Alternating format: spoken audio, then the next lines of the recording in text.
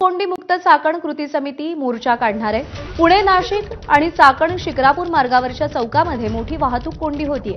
पिंपरी चिंचवड ते चाकण मार्गावर 10 जागी रोज वाहतूक कोंडी होते।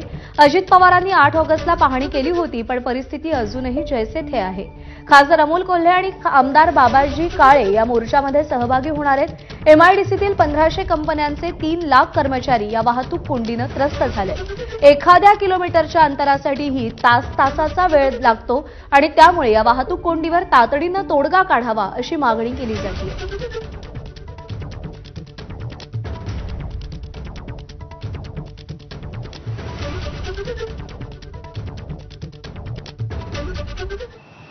अभूतपूर्व वाहतूक कोंडी होणारं पुणे नाशिक महामार्गावरचं तळेगाव चाकण महामार्गावरचं हा मुख्य चौक आहे आणि या चौकासोबतच एमआयडीसी आणि या दोन्ही महामार्गावरच्या 10 स्पॉटवरती ही वाहतूक कोंडी नित्याची असते।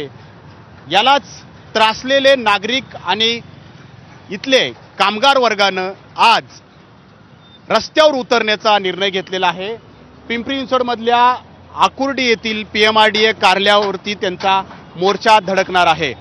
हा कर्मचारी आणि नागरिकांचा आक्रमकपणा पाहून पोलिसांनी इथं चोख बंदोबस्त लावलेला आहे आणि परिणामी आपण बघतोय की रोज सकाळी 7:30-8 वाजल्यापासून ज्या चौकात अभूतपूर्व वाहतूक कोंडी असते तिथं आज वाहतूक कोंडी नाहीये।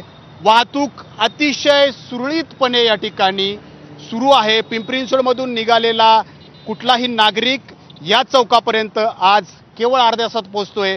एरवी त्याला 1.5 तास तरी खर्ची घालवावा लागतो। उपमुख्यमंत्री आणि पालकमंत्री अजित पवारांनी या ठिकाणची पाहणी 8 ऑगस्ट म्हणजे बरोबर 2 महिन्यापूर्वी केलेली होती। 6:30 वाजता ते या चौकात होते। त्यावेळेला सुद्धा इथं वाहनांच्या लांबच लांब रांगा चहूबाजूने पाहायला मिळालेल्या होत्या। अजित पवार सुद्धा यावरून त्यांनी संताप व्यक्त केलेला होता।